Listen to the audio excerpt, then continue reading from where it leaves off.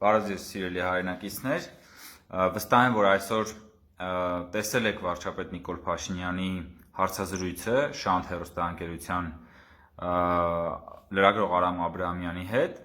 եւ վարչապետ Նիկոլ Փաշինյանը շատ կարեւոր շեշտադրումներ արեց թե առաջին հերթին կորոնավիրուսի հաղթահարման եւ թե նաեւ տնտեսության մեջ կատարվելիք հնարավոր տրանսֆորմացիաների վերաբերյալ եւ ես հատկապես ցանկացա ուշադրություն հրավիրել այն կարևոր շեշտադրումներին, որոնք վերաբերում էին տնտեսության եւ ոչ միայն Հայաստանի, այլ համաշխարհային տնտեսության առաջիկա տրանսֆորմացիաների վրա, որ այս ճգնաժամը նաեւ բացելու է բազմաթիվ հնարավորություններ, որոնց մասին որ մենք գուցե հիմա նույնիսկ չգիտենք։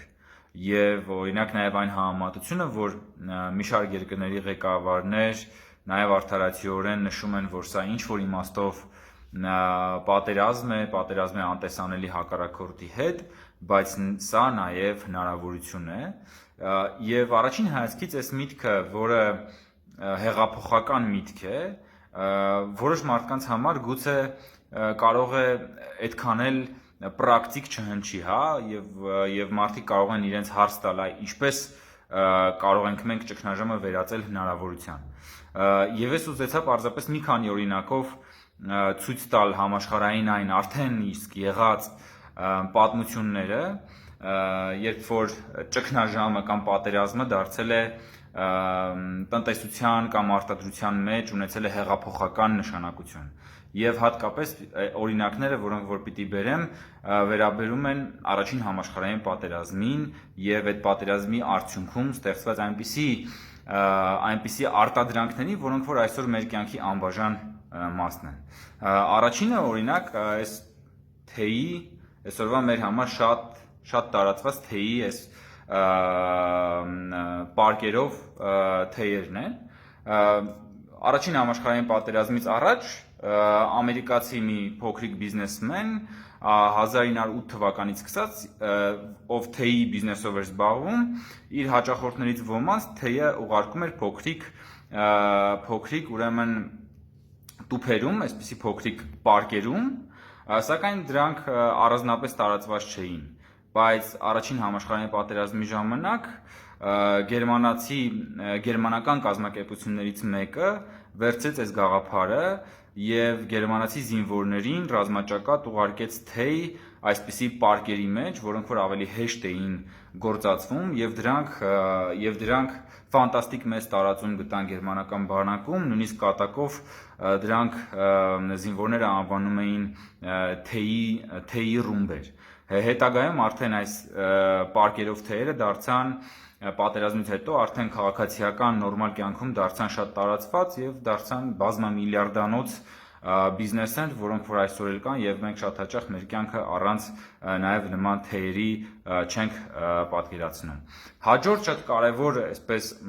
հեղափոխական փոփոխությունը, որը տեղի ունեցավ նորից արտադրության եւ բիզնեսի մեջ, դա կապված էր ձեռքի ժամացույցերի հետ։ Մինչեւ առաջին համաշխարհային պատերազմը ձեռքի ժամացույցերը ընդհանրապես տարածված չէին, հատկապես տղամարդկանց շրջանում։ Տղամարդիկ ժամացույցները տղամարդկանց երևի տեսել եք կլոր ժամացույցներ էին շղթայով եւ դա նրանք պահում էին իրենց գրպաններում։ Իսկ ձեռքի ժամացույցերը շատ հազվադեպ հանդիպում էին հատկապես բարձրաշխարհիկ արիստոկրատ կանանց շրջանում որպես նորաձևության նշան, սակայն դրանք ունեին զուտ այսպես սիմվոլիկ նշանակություն։ Բայց պատերազմում չափազանց կարևոր է ժամանակը եւ վայրկյանների ճշգրտությամբ գրոհները կազմակերպելիս, պաշտպանությունը կազմակերպելիս սպաները եւ զինվորները պիտի իրար հետ պայմանավորվեին եւ նրանք անընդհատ գործածում էին ժամացույցը։ Սակայն հատկապես սպաների համար անհարմար էր անընդհատ գրպանից ժամացույցը հանել, նայել այդ պատերազմի թեժ պահերին եւ մանավանդ որ շատ հաճախ նրանց երկու ձեռքն էլ զբաղված էր եւ նրանք չէին կարող ասենք մի ձեռքից զենքը դնել վայր, հետո հանեին ժամացույցը, նայեին եւ արդեն հրամանը տային իրենց զինվորներին, ուստի կրկին բանակի ղեկավարությունը խնդիր դրեց լուծել այս հարցը եւ ըստ էության սկսեցին արտադրել տղամարդկանց համար այնպիսի ժամացույցներ, որ նրանք դա կապեն իրենց դաստակին, որ միաժամանակ երկու ձեռքն էլ օգտագործեին զենք կամ այլ պարագա համար եւ կարիք չլիներ անդադ ձեռքը տանել գրպանը։ Ու սա եւս կարճ ժամանակ հետո զինվորների մեծամասնությունը, սպաները, նախ եւ առաջ սպաները, հետո զինվորների մեծամասնությունը արդեն կրում էին ձեռքի ժամացույցեր եւ սա ուներ շատ կարեւոր ֆունկցիոնալ նշանակություն, իսկ պատերազմից հետո ձեռքի ժամացույցերը դարձան շատ տարածված եւ նորից բազմաթիվ այսպես ընկերություններ, բիզնես ընկերություններ արդեն սկսեցին սրա վրա աշխատել միլիարդավոր դոլարներ եւ մինչեւ այսօր նրանք դա անում են։ Մյուս շատ կարևոր հետաքրքիր հայտնագործությունը կապված է այսպես կոչված բուսակերների նրբերշիկ, վեգետարյան նրբերշիկների հետ, որոնք պատրաստվում են սոյայով, սոյայի նրբերշիկները, եւ այս նրբերշիկի հայտնագործման գաղափարը պատկանում է Գերմանիայի կանցլերներից մեկին Կոնրադ Ադենաուերին, ով երկրորդ համաշխարհային պատերազմից հետո դարձավ Գերմանիայի կանցլերը եւ հզոր պետական գործիչ էր։ Առաջին համաշխարհային պատերազմի ժամանակ Ադենաուերը գերմանական Քյոլն քաղաքի քաղաքապետն էր։ Ու երբ որ բրիտանացիները արդեն սկսեցին շրջափակել քաղաքը եւ քաղաքում արդեն սնունդի պակասություն կար, սովն էր վրա հասնում, Ադենաուերը խնդիր դրեց, որ մսին փոխարինող ինչ որ նյութերից ստանան նոր սնունդ, որը ուրեմն կմեղմի սովը եւ հնարավորություն կտա որոշ ժամանակ ձգել եւ ըստ էության նա առաջարկեց, որ սոյան, որը մսից չի, բայց սոյայով առաջարկեց նրբերշիկներ սարքել, պատրաստվեցին, նա դիմեց Գերմանիայի պատենտավորման կազմակերպությանը, որպեսզի իր հեղինական իրավունքները արձանագրվեն եւ նա պատենտավորի, սակայն Գերմանիայում մերժեցին, որովհետեւ ըստ գերմանական կարգի նրբերշիկի մեջ պիտի անպայման լիներ միս, բայց ճակատագրի հեգնանքով այդ ժամանակ պատերազմի իրենց հակառակորդներից Անգլիայում ընդունեցին այդ գաղափարը եւ պատենտավորվեց սոյայի նրբերշիկը, որի հեղինակը դարձավ Կոնրադ Ադենաուերը եւ որը այսօր եւս բուսակերների համար շատ կարծում եմ, որ տարածված է։ Մեկ այլ նորից շատ կարևոր հայտնագործություն, որը դարձավ մեր կյանքի անբաժան մասը, դա բոլորիս տանը այսպես գթալների եւ պատառաքաղների հետևում դուք երևի տեսած կլինեք stainless steel այսպես գրված անգլերեն բառակապակցությունը չժանգոտվող պողպատ, բայց նորից այս հայտնագործության արմատները գնում են առաջին համաշխարհային պատերազմ, երբ որ բրիտանական բանակի ղեկավարությունը ցանկանում էր զենքերի համար ստեղծել ավելի ամուր այնպիսի մետաղաձուլվածք, որը այդ տաքությունից չէր դեֆորմացվի եւ կլիներ ավելի ամուր։ Եվ մի հետազոտողի տրվեց այսպես հանձնարարություն, որպեսզի նա գտնի այսպես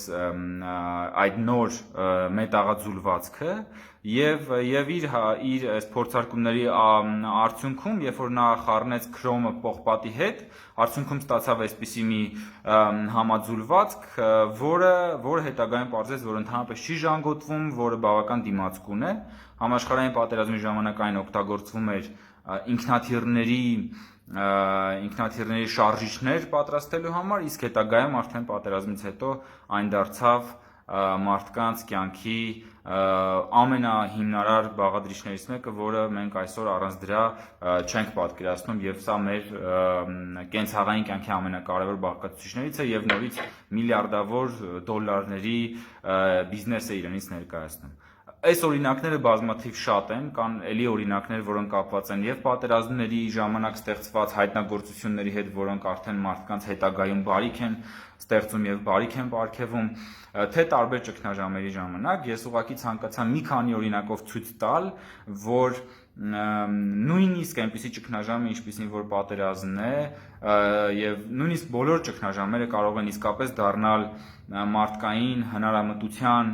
ստեղծագործ մտքի համար մոտիվացնող, որպեսզի մենք ստեղծենք նոր արժեքներ, նոր գաղափարներ եւ վարչապետի այն միտքը, որ մենք այսօր նաեւ պիտի պրպտենք հասկանալու համար, թե ինչպես կարող ենք մենք ինչ օգուտ կարող ենք ստանալ այն տրանսֆորմացիաներից, որոնց որ ենթարկվելու է եւ ենթարկվում է այսօր համաշխարհային տնտեսությունը, կարծում եմ, որ սա շատ կարեւոր գաղափար է եւ այո, մեր համար գլխավոր առաջնային նպատակը այսօր հանդիսանում է կորոնավիրուսի կանխումը, մարդկային կյանքերը փրկելը եւ կառավարության ու բոլորիս համար դա է համար 1 գլխավոր անհրաժեշտությունը, բայց նաեւ քանի որ տնտեսությունը եւս ենթարկվելու է անխուսափելի փոփոխությունների եւ շատերը հենց խոսում են դրա մասին, թե արդյունքում ինչ է լինելու տնտեսության հետ, կարծում եմ, որ վարչապետի կողմից հեղափոխական եւ շատ երկարաժամկետ հարցադրում է արվում բոլորիս, թե ինչպես մենք պիտի պատրաստվենք այդ ապագա աշխարհի տնտեսությանը եւ ես պարզապես ցանկանում եի այս օրինակներով ցույց տալ, որ մարդկությունը արդեն բազմաթիվ անգամներ ունի փորձ, թե ինչպես կարելի է նույնիսկ ճգնաժամից, նույնիսկ ամենավատ իրադրությունից քաղել մեծագույն օգուտներ, որոնք որ կարող են հեղափոխական լինել աշխարհի համար եւ դառնալ մարդկանց համար բարիք։ Նաեւ վերջում ուզում եմ եւս մեկ անգամ հիշեցնել այսօրվա այն կարևոր հայտարարությունը վարչապետի կողմից, որ փաստորեն շուրջ $300 միլիոն կառավարությունը աջակցություն է տրամադրելու Հայաստանում բիզնեսին, տնտեսությանը, որը չափազանց կարևոր է այս իրավիճակում եւ որը եւս մեկ անգամ մեզ հիմք է տալիս լավատեսության, որ նույնիսկ այս դժվարին պայմաններում մենք պիտի լավատես լինենք, մենք պիտի կարողանանք կառավարել այս ճգնաժամը եւ մենք պիտի կարողանանք այս ճգնաժամից դուրս գալ ավելի ու ավելի հզորացած եւ այս մի քանի օրինակները վառ ապացույցն են այն բանի, որ մարդկությունը արդեն բազմիցս ամենադժվար ճգնաժամերից դուրս է եկել շատ դեպքերում ավելի հզորացած եւ մենք լինելով մարդկության կարևորագույն բաղկացուցիչ մասը կարող ենք այսօր լինել առաջամարտիկ եւ մեր պրպտող ստեղծագործ մտքով կարող ենք առաջին հերթին փրկել կյանքեր այսօր եւ դրան զուգահեռ նաեւ ստեղծել ավելի ուժեղ տնտեսություն եւ ավելի ուժեղ Հայաստան։ Ամենայն բարիք ձեզ, մաղթում եմ, որ դուք եւ ձեր ընտանիքները լինեք առողջ եւ ամեն ինչ լավ է լինելու։